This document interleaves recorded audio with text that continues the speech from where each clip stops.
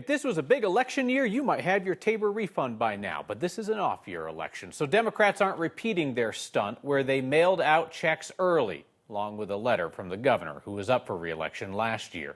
Your next TABOR refund will be included in your tax refund. And that's why some understandably confused Next viewers in Jefferson County reached out to politics guy Marshall Zellinger about the checks in their mailbox now. Jefferson County just sent out 210,000 TABOR refund checks. Confusing enough for Mary in Arvada, who got $79, and Mike in Jeffco, who sent us a copy of his check for $121. Confusing for them because those checks are so little compared to the $750 and $1,500 checks that got sent out just before the election last year. Well, those were state TABOR refund checks. These are county-specific TABOR refunds from Jefferson County. We're one of the outliers at Jefferson County. As Jefferson County's Chief Financial Officer, Stephanie Corbo, gets to explain the confusion. Jeffco is one of 13 counties that have not undone TABOR locally, meaning there is a limit to how much revenue the county is allowed to keep and spend. Our refund for 2022 was $39.4 million, and that was property tax revenue collected.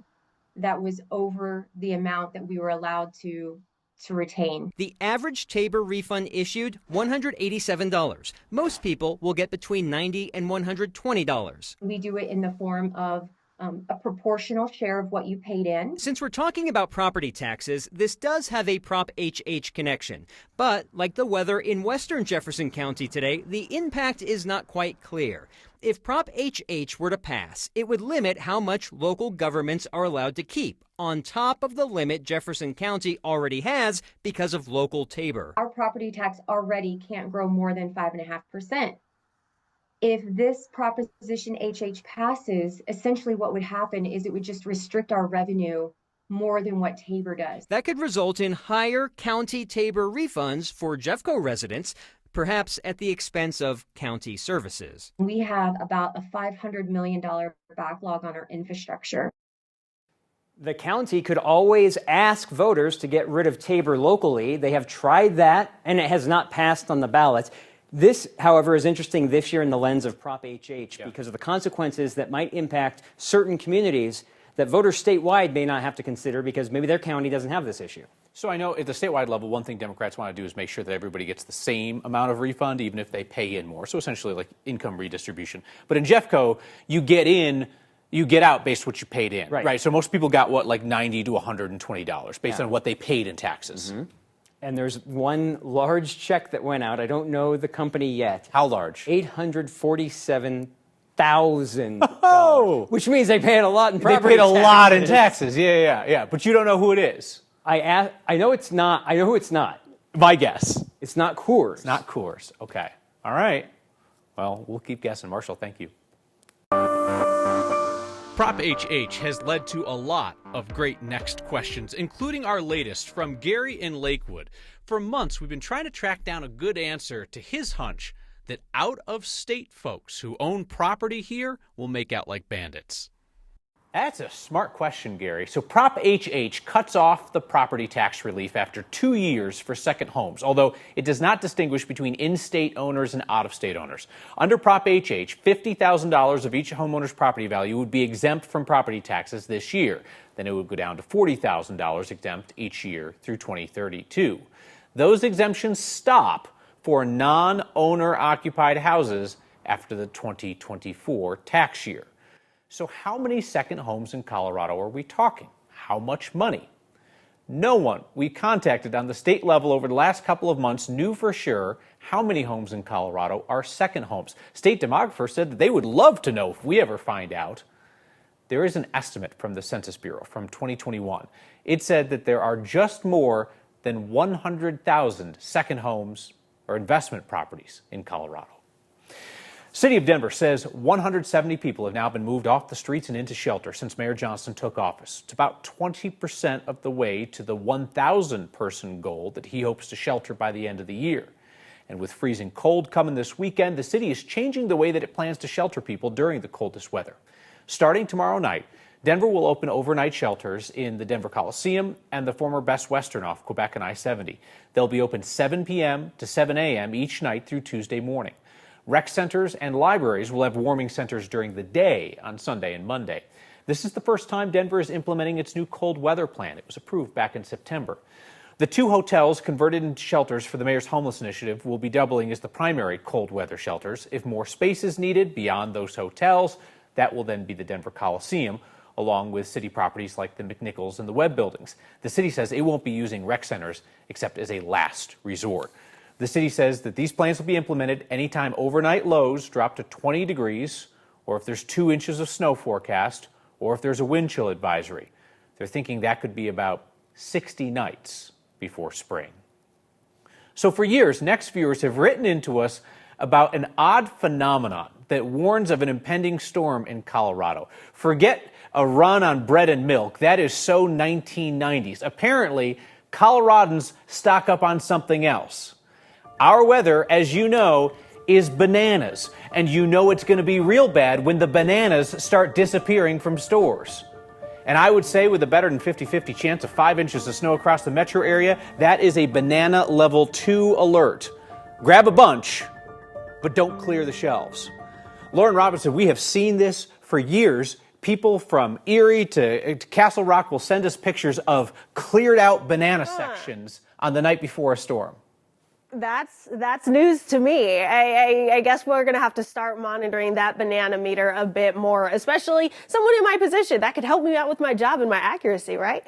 And we take a look at our HD Doppler radar here, and you can see still not a whole lot happening in Colorado, and that's still on time. We're not expecting anything this early in the evening, but we have been monitoring some light snow showers across far northern high country areas near Estes Park and just north of Glenwood Springs. That's going to continue to intensify as we go into the overnight hours and through most of the day tomorrow, even into the first half of our day Sunday. Most of the state is under some sort of winter weather alert. The biggest, the strongest being the winter storm warning. That's going to be in effect from midnight tonight until noon Sunday. So we're going to watch for the highest totals here. That's going to be maybe up to a couple of feet. And that does include a lot of these roadways. So you want to stay tuned for hazardous travel along Eisenhower Tunnel. That's going to be Berthoud Pass, Rabbit Ears Pass, Cameron Pass, Summit County mountain area. So we're going to continue to watch for that. Then as you make your way eastward, Denver is included in a winter storm watch, as well as the western suburbs and the northern foothills, where we could see 4 to 10 inches between Saturday morning to Sunday afternoon. And then the rest of the Front Range and Eastern Plains under winter weather advisories. 2 to 10 inches expected in these areas, with some wintry mix across the far southeastern corner of the state. As far as snow totals are concerned, this is going to be a 2-day storm. So we're not going to see all of these snow totals by the end of the day Saturday, because the rest will come on Sunday. What we're going to be really watching for is going to be maybe about 3 inches by the end of the day Saturday, and then an additional 3 by midday Sunday. So around 6 inches in Denver, and of course those higher totals to the west, some moderate totals to the north, and then smaller totals to the east. And I'll have more details on the rest of your weather plus your full 7-day forecast coming up. All right, 4 inches, that's an event. 10 inches in the city would be really damaging with so many leaves on trees. The city of Aurora has a new tough-on-crime approach at the direction of the conservative city council majority. Not surprisingly, prosecuting and jailing more people costs more money. Also costs more to defend additional defendants. Our Cole Sullivan looks at a proposal in Aurora to save money on public defenders by privatizing the system. The cases keep coming.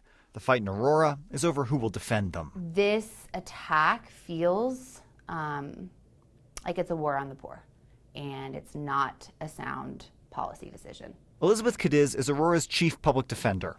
Her team works here at the municipal court, defending people who can't afford their own attorney. People facing charges including domestic violence and car theft, charges that can send them to jail, especially because Aurora has added mandatory minimum sentences to crack down on crime. If there's going to be more trials that are going to take place in your municipal court, that drives up your costs. Councilmember Dustin Zvonek wants Aurora to make up the cost for the crime crackdown by looking at outsourcing public defense. He thinks it could save $1 million.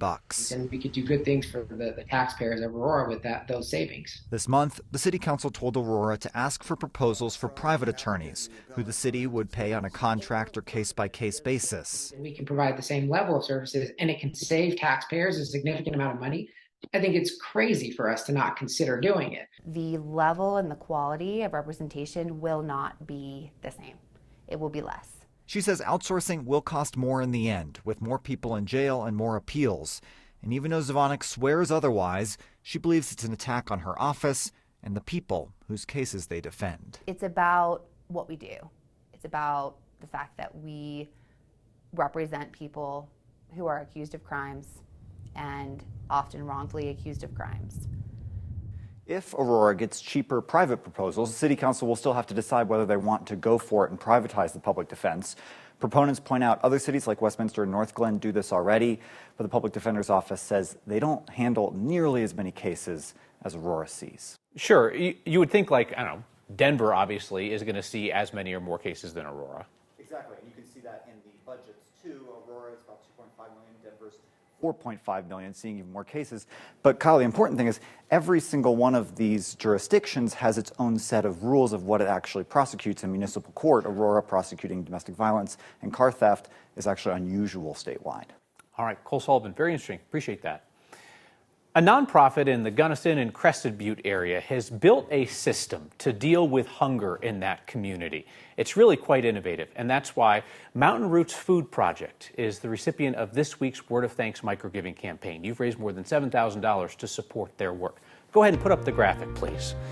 Please text the word THANKS to 303-871-1491 or scan the QR code on your screen to support their work there in the Valley. They've got community gardens that feed folks, but they've also built this system of local farmers and ranchers. That way they're supporting local agriculture when they're buying the products that fill the food boxes that go out to families in need each week.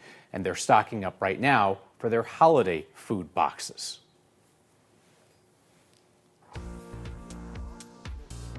Denver school board race goes negative. But is it negative if what they're saying is true? My good news is we finally bought a house. Bought a house in Colorado? That's not good news, that is great news.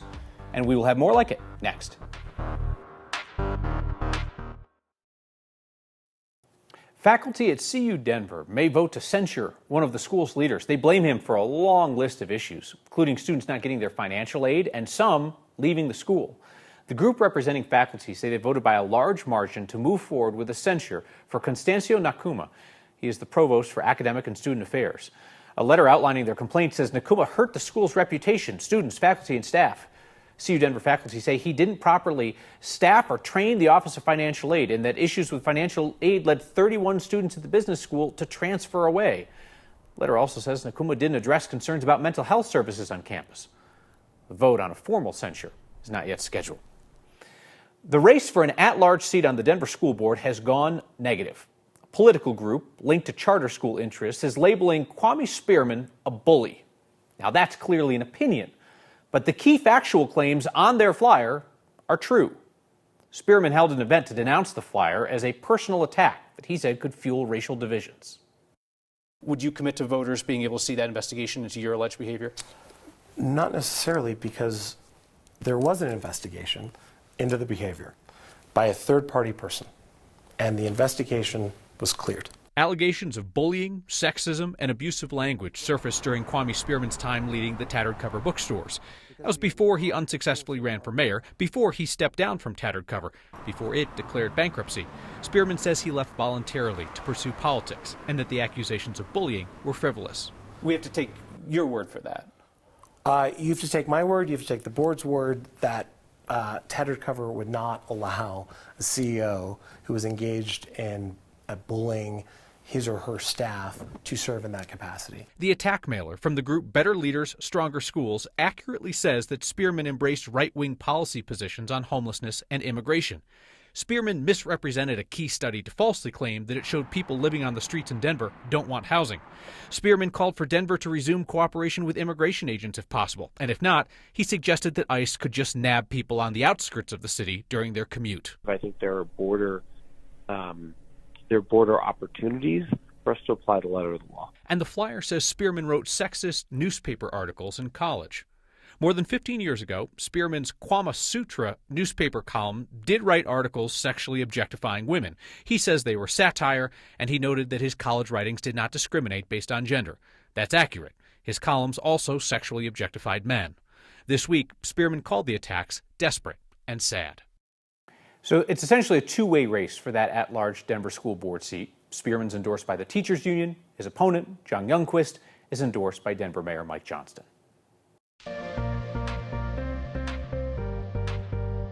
So earlier we talked about all of the snow that's going to be moving in. Now let's transition a bit to talk about the temperatures that'll be dropping quickly. We'll be below freezing for a good portion of the weekend. Right now we're at 40 degrees at DIA, which is still below our seasonal average of around 63 degrees this time of year. We peaked around 50 degrees today. Winds coming down from the west-northwest at around 16 miles per hour. As we go into the overnight hours, lows will be dropping into the middle to upper 20s and low 30s, but that's also going to be our high for the day tomorrow because temperatures will just continue to drop as we go throughout our Saturday afternoon. With that, we do have some freeze warnings in place from Colorado Springs to Colorado City. These temperatures dropping to around 26 degrees. And of course, with all of those cooler temperatures, we do have all of that snow that's going to be moving in. Once the snow moves out midday Sunday, we have lots of sunshine ahead, but chilly temperatures stick around. I'm Parker the Snow Dog, and I love snow, and Loveland's going to get a ton of it this weekend. Hey, let's head to where a ton of snow is the best news to hear more of what's good in your life. Our favorite Friday tradition continues next. When snow is in the forecast, head for the mountains. We went up to Loveland Pass today to ask our favorite Friday question that always leaves us in a good mood. What's your good news? You can feel the cool weather coming in right now. I think this week is the big shift and we're officially on our way into a great winter. We're driving away from the gloom.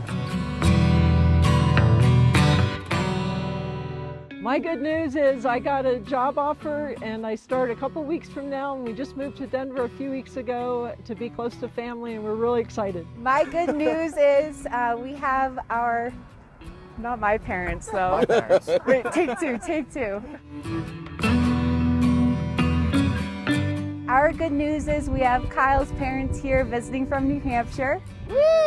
Yeah, his good news is I'm working, and so he's a kept man. Yeah. My good news is we finally bought a house. It's just so gorgeous and beautiful. It's breathtaking.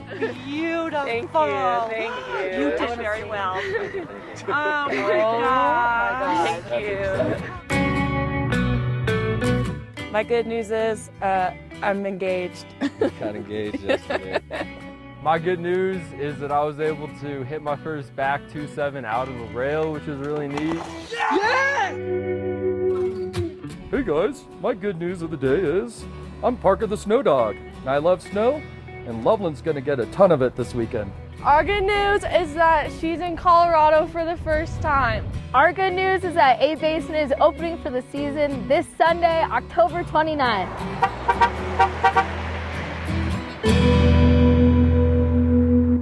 353 weeks in, that's pure joy every time. Hey, I'll have your feedback about some changes around here this week and an epic Most Colorado Thing next. Today's Most Colorado Thing is the championship banner for the Nuggets being raised for some fans priced out of Ball Arena seats. Just imagine the roaring crowd, the NBA champion Nuggets on the floor, as a next viewer named Tom and his coworkers held a championship banner raising in their office. This is absolutely amazing, unless you're Tom's boss and you're wondering why the project isn't done. But maybe the boss is cool, I don't know. If you see something that looks like Colorado to you, email next@9news.com. We said goodbye to our next colleagues, Aaron Powell and Danielle Grant, this week. This feedback from Instagram. All the good ones are leaving. Guess you'll be there till you retire, Kyle. That's amazing. I'll see you next time.